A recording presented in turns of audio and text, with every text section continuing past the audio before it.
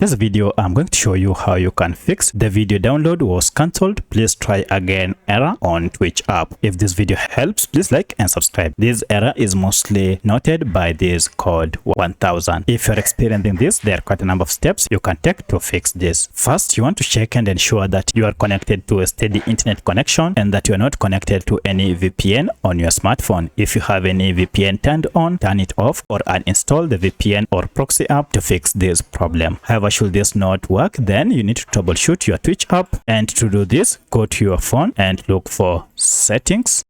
From settings, look for apps.